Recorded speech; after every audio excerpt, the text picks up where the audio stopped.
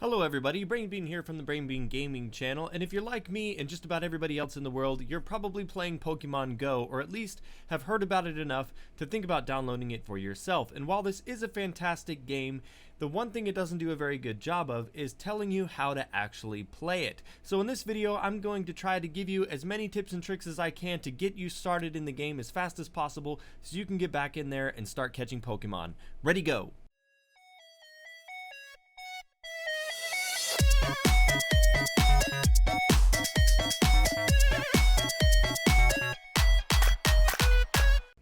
Okay guys, so let's go over how to play Pokemon Go as quickly as possible. Now when you start the game, you're given a choice of one of the three original starter Pokemon, Squirtle, Bulbasaur, and Charmander. But a lot of people don't know that if you walk away from that initial area that you start in, where the three Pokemon are, eventually if you walk long enough, a Pikachu will pop up and you can catch Pikachu as your first Pokemon. Now when you go to catch Pokemon, you'll notice two things. One, there's a ring around the Pokemon that starts big and gets small. Now you want to have the ring as small as possible around the Pokemon when the Pokeball hits it to give you the best chance at catching that Pokemon. There's also not an unlimited amount of Pokeballs, so be careful when you're throwing out your Pokeballs to make sure that you get that ring as small as possible and you get your aim right. Now the way you get back more Pokeballs is by visiting Pokestops, which I'll talk to you more about here in just a second. Another way you can catch Pokemon is by throwing curveballs. Now if you put your finger on the Pokeball icon and start to spin your finger around for a while you hold down the Pokeball, you'll notice that sparks start to come out. Now when you throw that Pokeball out, you kind of have to angle it outwards a little bit, and whichever direction you were spinning it, it will hook back around. It's a lot harder to get perfect, but if you can hit the Pokemon, you'll get extra experience when you catch it. I definitely recommend holding off on this technique until you amass a good amount of Pokeballs, or if you're pretty good at it, go ahead and give it a shot.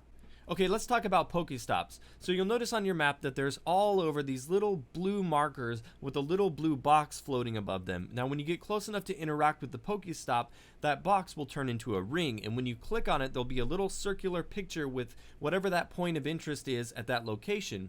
If you spin that ring around by sliding your finger across it, it will spit out different items from Pokeballs to eggs to incubators, all kinds of things.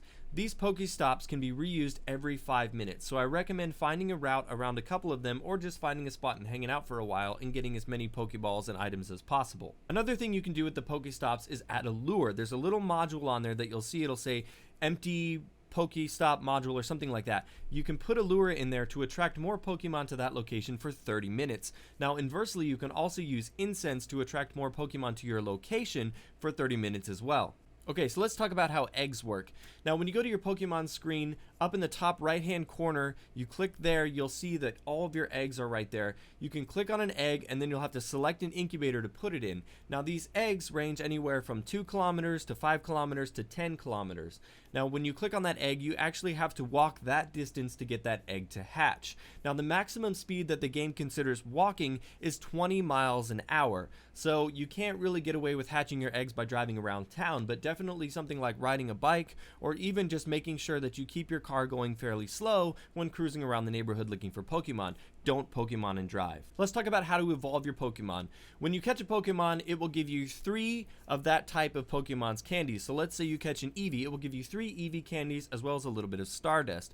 Now when you go to evolve that Eevee, you need to amass 25 Eevee candies. You can get that from one of 2 ways. By catching Eevees, each time you get one, it will give you 3 candies, as well as you can transfer a Pokemon back to Professor Oak, which will essentially give you 1 extra candy in exchange for getting rid of that Pokemon. Another little myth I'd like to debunk about evolving Eevees is that the actual moves that you have on the Pokemon makes no difference as to which one you get. There's been a bit of a rumor going around that if you had certain abilities on your Eevee, it would give you a Flareon, Vaporeon, or Jolteon, but that's just not true. So it's just the luck of the draw which one you get. Now speaking of random Eevee evolutions, the abilities that you get on the Pokemon that you catch is also completely random. So unfortunately, it's just luck of the draw there to figure out if you get a good moveset on your Pokemon. Lastly, the final tip that I'll give you guys is don't immediately transfer all your extra Pokemon away for candies. I highly recommend that you fill up your inventory of Pokemon as much as you possibly can, and then get yourself a lucky egg, pop that for double experience, and then transfer all your extra ones that you don't want so that you can start popping evolutions on your other Pokemon, which essentially will give you much more experience for your time. Well, that's it for this video, guys. I wanted to keep it short and simple so that you can get back out there and start catching Pokemon of your own. Of course, if you like this video, give it a thumbs up to show your support, and if you like this video, be sure to subscribe to my channel for more videos like this in the future. You can follow me on Twitter at BrainBeanGaming, and thanks so much for watching, and I'll see you guys next time.